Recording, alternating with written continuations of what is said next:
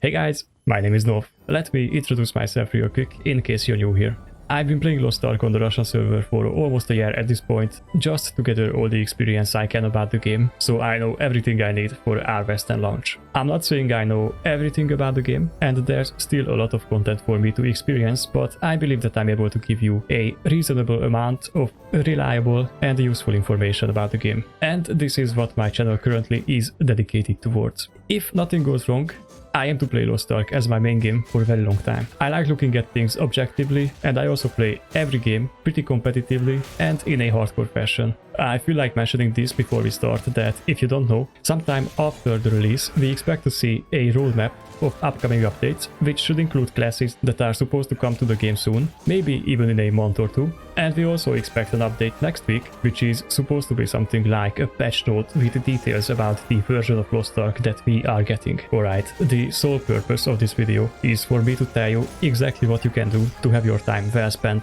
before the class that you want to main comes out, and I will do just that. If you find this video helpful, please give it a like, and also don't forget to subscribe for more Lost Ark content. Since you ran into this issue, I assume that you have looked at all the classes in Lost Ark already. If that's the case, you probably have a few classes that have you at least a bit interested in them, and I would advise to pick one of these as your first class, because if you end up liking your future main choice, this class can be played as an alt after switching mains, so you want to pick something that you think you will like playing in the long run. Of course, this doesn't have to be a permanent choice, and you can change your mind on the road whenever you feel like it, but I'm assuming that you want to mostly keep up with other players and the content that's being released, so picking something you know you will like playing is pretty important in short terms. On the other hand, when you're looking at things in the long run, the longer time the game has been out for and the more you have played, the easier it will become to get a new character to a stage where you can participate in higher end content. That's because of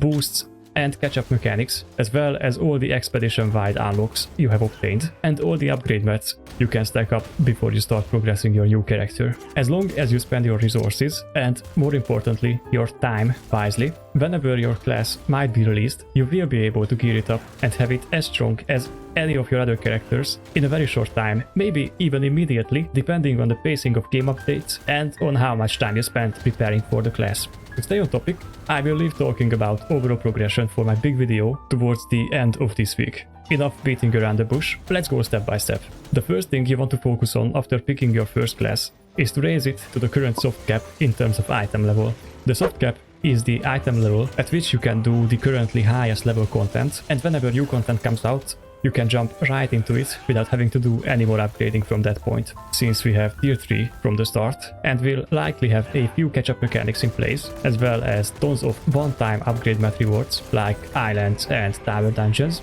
This gearing process should take you at least a few weeks or maybe even a month or two, but you can speed it up by making more alts if you feel like you have the time to do so. Alts are more important in the long run than they are at the beginning. This will all depend on what kind of updates and mechanics will be included in our version, and hopefully most of it will be mentioned in this week's article about our patch. While you are working on upgrading towards tier 3, you might end up running into gold problems or run out of one-time reward upgrade mats, and at this point you can start investing more time into expedition-wide unlocks like skill point potions, collectibles, leveling your life skills, etc. As soon as you hit 50 and become able to, you should work on your affinities for more virtue points, so you can eventually work towards Giant's Heart and certain card rewards from NPC affinity, a very good amount of gold, and all the other rewards. You should also do your daily adventure islands every day when there's a gold reward, and you can also get lucky and snag a few easy island hearts from these islands via RNG. There's a lot of other stuff like daily task reputations, stronghold research, unlocking more daily tasks, collecting cards, and all the other things, but to keep the video short, I will now only list the most important ones you want to focus on, but keep in mind that you should always work on all these expedition-wide unlocks along the way. First of all, you want to start stacking tier 3 upgrade mats and gold as soon as you can, so once your new main is at tier 3, you can immediately start gearing them up. Getting it to tier 3 shouldn't be much of a problem with all the unlocks you will have by then, And there might also be a free boost to level 50 or even to tier 3 in place for new class releases. At least Korea has had these for a long time, but don't expect this to be a thing too soon after the launch. And they could also decide to not give free boosts at all, so you might have to pay for it if you want to skip content. The next major thing would be to start getting some high level skill gems. You get them mostly from Chaos Dungeons and from Boss Rush. I have a guide that I cover all this content in, and if you want to see it, then click the link in the top right corner. These skill gems are tradable, and you can reroll the skill they support, even if the skill is for a different class, and it will support the skill of your current class afterwards. Skill gems give a huge boost to your power, so you want to have a few higher level ones on your character, but if you plan on playing your first character as well, leave a set of at least level 5 gems on them after switching mains, so you can keep upgrading them, and also to not stab yourself in the back by giving your character a major decrease in power. As the next thing, you want to know what engravings your new main will want to use, and try to get some of those engravings unlocked on your account from engraving books, so you can utilize them from the very beginning. By having more of them unlocked, you will have the luxury of being able to adapt to whatever jewelry and ability stones you have access to create a combination that works for you. Having a lot of saved up gold will help you in not just upgrading, but also in buying accessories and ability stones from the auction house that will immediately get your new main into the right place. Cards. Cards are very important, but there's only a few that you can actually target to obtain, and the rest will have to come from some sort of RNG. However, you can greatly increase your odds of obtaining the cards that you need by getting all the card packs you can, mostly from doing weekly content, but there's a lot of other sources like traveling merchants and some other merchants that sell them for pirate coins, like the ones on the 3rd floor of the 2 cruise ships, both the one to the east of Northfern and the one to the north of Southfern. There's also a lot of runes in Lost Ark, and different classes utilize different runes. Because of that, you want to either identify what runes you need for your new main and target obtaining those, or you can also just try to generally get all the runes you can from all the different sources, like adventure book completion, world bosses, chaos dungeons, guardian raids, and the list goes on. One other thing you can work on is getting more levels on your first character beyond level 50. The max level will be level 60 on launch, and if you manage to get your first character to 60 before the release of your new main, you will be able to use the training dummy in your stronghold to boost your post 50 levels on your new class up to level 59 in the matter of a few weeks without having to do much grinding.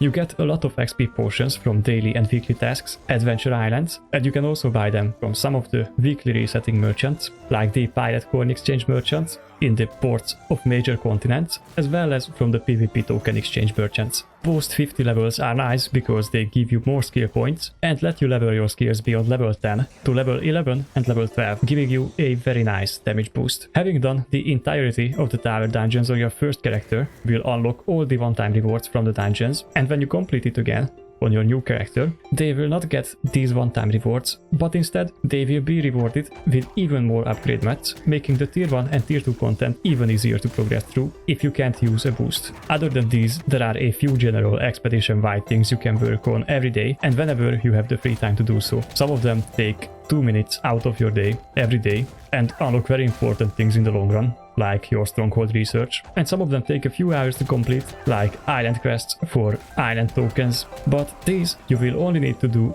once, and after that you are done with them forever. Out of these things, the most important ones are to work on your stronghold levels and research different recipes and expansions for your stronghold, so you have access to a self-sustaining supply of HP potions and battle items, as well as a lot of stronghold specific items from, for example, stronghold traveling merchants. You also really want to obtain as many of the skill point potions as you can whenever you have the time to do so. There are some that are very easy to get, but some also exist that will take you weeks or maybe even months to obtain, so it's a good idea to sit down and look at whether the amount of skill points you will get from the skill point potion pushes you over the threshold of getting a big level up on one of your skills, pushing it to level 4, level 7 or level 11. For a list of where you can get all skill point potions from, click the link in the top right corner. Working on your life skill levels whenever you have life skill energy is also really important in the long run. And lastly, there's a lot of emotes and songs you want to unlock, so you can use them for progressing your affinity levels with NPCs for more virtue stats and some really good rewards from a few NPCs. All of these things I will cover in my next video towards the end of the week, which is going to be a beginner friendly guide